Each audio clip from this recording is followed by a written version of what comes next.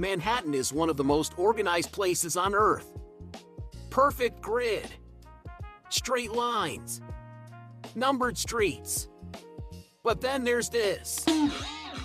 Lower Manhattan looks completely random. Twisting roads, diagonal angles, no clear pattern. Why does one part of New York look perfectly planned and the other look like chaos? The answer is hidden in geography. Welcome to geoSpective, where geography explains everything. Manhattan is just 13 miles long. It holds over 1.6 million residents and millions more commuters every day. Its streets are so organized that once you understand the grid, you can navigate the entire island without a map, except downtown. And by the end of this video, you'll understand exactly why Manhattan suddenly changes and why one street refuses to follow the rules. To understand Manhattan's chaos, we have to go back to the 1600s. Before it was New York, it was New Amsterdam, a Dutch trading colony at the southern tip of the island. There was no master plan, no urban designer, no grand vision. Streets formed organically, based on trade routes, footpaths, property lines, and the shape of the coastline. If someone needed to move goods from the harbor inland, a road appeared.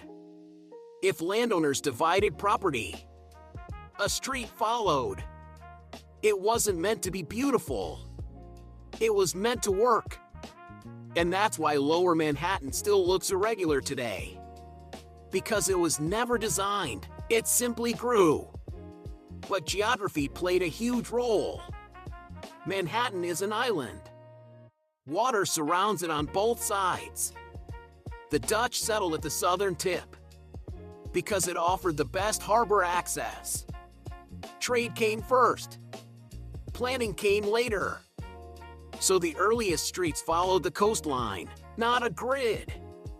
And once buildings were there, you couldn't just erase them. History gets locked into geography. But New Amsterdam didn't stay Dutch for long. In 1664, the British arrived. And they didn't negotiate for long.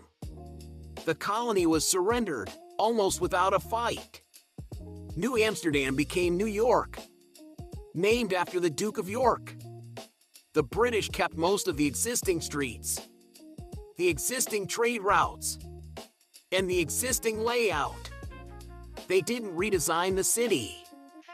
They expanded it. Then, in 1776, during the American Revolution, New York became part of the United States. Power changed again. But the streets didn't. By the early 1800s, New York was no longer just a colonial port. It was becoming the economic center of a new nation. And that's when everything changed. Fast forward to 1811. New York is growing fast. Very fast. City leaders realize something. If they don't control expansion, Manhattan will become uncontrollable chaos. So they do something radical. They design the future before it exists. The Commissioner's Plan of 1811. A massive grid system. 12 wide avenues running north to south. Hundreds of numbered streets running east to west. No curves. No diagonals. No creativity. Just structure. It was bold. It was controversial. And it completely changed Manhattan. But here's the important part. The grid didn't start downtown. It started above it. Because downtown was already built. You can't redesign history. That's why when you move north in Manhattan, everything suddenly makes sense. First Avenue, Second Avenue, Third Avenue, 14th Street, 42nd Street, 96th Street, You don't need a map. The city becomes logical. But below Houston Street, you're back in the 1600s. Two completely different time periods on the same island. And that's where things get even more interesting. Before we continue, if you're enjoying geoSpective and want to see more stories like this, subscribe and support the channel. It genuinely helps this grow. There's one street in Manhattan that completely ignores the grid. It cuts diagonally. It breaks the pattern. It disrupts the order. Broadway. If you look at a map, it slices across Manhattan while everything else follows straight lines. But Broadway didn't start as a street. Long before Europeans arrived, Native American tribes used a trail that ran the length of the island. It was called the Wickquasgeck Trail. The path followed the natural terrain, the easiest route through forests and wetlands. When the Dutch settled Manhattan in the 1600s, they adopted this trail for travel and trade. Over time, it became a main road through the colony. And eventually, that ancient path became what we now call Broadway. So by the time New York introduced the famous grid plan in 1811, Broadway had already existed for centuries.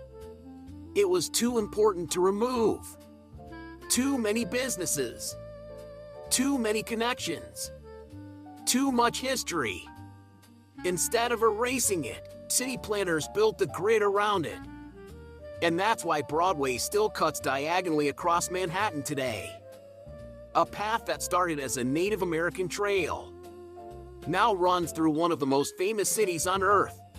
Since not everyone watching has been to New York, and I'm curious, if you could visit any place in New York City, where would you go first? Let me know in the comments. If the grid worked so well, why not redesign all of Manhattan? Simple. Money. By 1811, Lower Manhattan was already densely developed.